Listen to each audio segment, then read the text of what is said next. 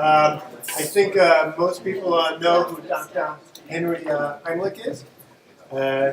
As a quickly, this was from a lightning talk. I took this slide from 8 years ago. I think I forgot the person's name. Someone I didn't recognize. So talk that had to do with the tea leaf maneuver. Talking about how he was one step away from Nobel Prize in medicine. I don't believe he ever got it. Maneuver, I think we're all familiar with. I almost needed it a minute ago. And really the impact of the Heimlich maneuver.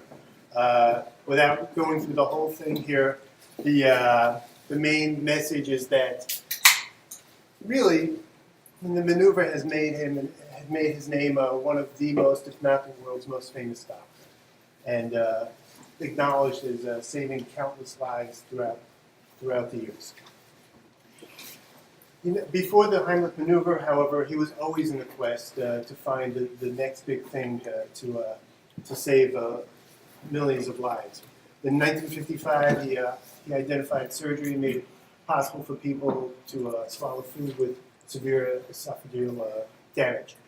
Similarly, in 1969, he found another completely independent technique to be used to treat collapsed lung. You see the motif here with the name. Here's how it started with the maneuver, though. In 1973, he had learned about this maneuver. How he learned about it is up for debate. He tested it on dogs by himself in his lab and decided that it worked and published a paper on it in a medical publication that did not do peer review of the research. There was no research involved except his manual. And in that paper, he basically said, try this on people, let me know if it works. And he got it right up in the Chicago News. People started saying, indeed it works, and he got headlines. So he started promoting it right away, saying, look, this should be acknowledged nationally, if not internationally, as a life-saving technique. Due to the lack of formal research that had been in that paper and that he had never actually followed up to document or to actually do, the National Academy of Sciences didn't succumb to the immediate pressure after 1 year of this to endorse adoption. This really pissed him off, and so he went on his own marketing campaign for the technique.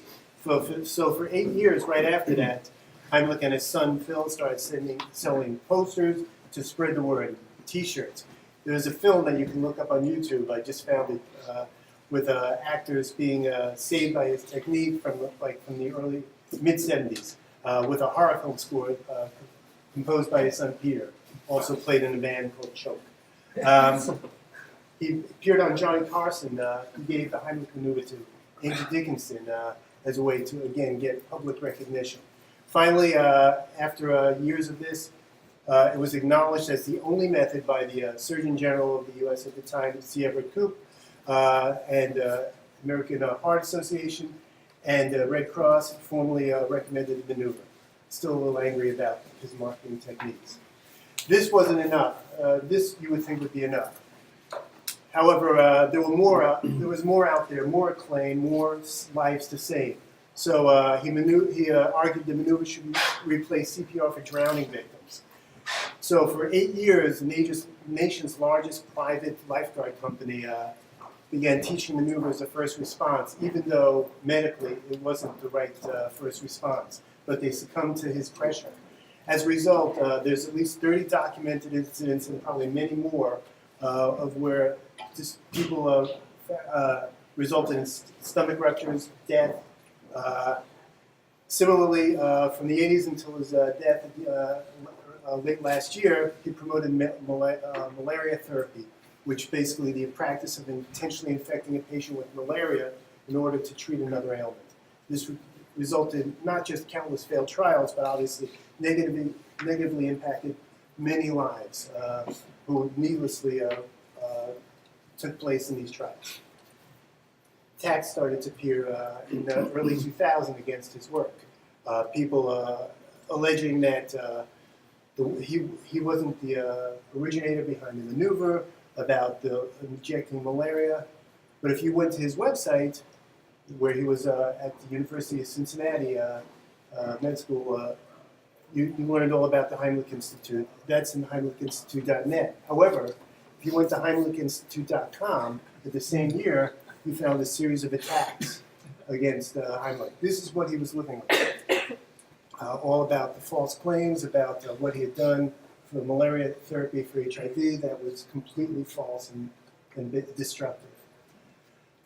Sadly, the attacks were ultimately found to be orchestrated by, not the Red Cross, group of medical scientists, not medical scientists or the patients. Actually, Peter Heimlich, last seen playing in the band Choke. In 2001, Peter felt ignored by his father regarding medical problems in the family that were never quite disclosed, formed his own HeimlichInstitute.com. Sadly, they never reconciled before his death in 2016. That's a sad, strange life of Dr. Heimlich.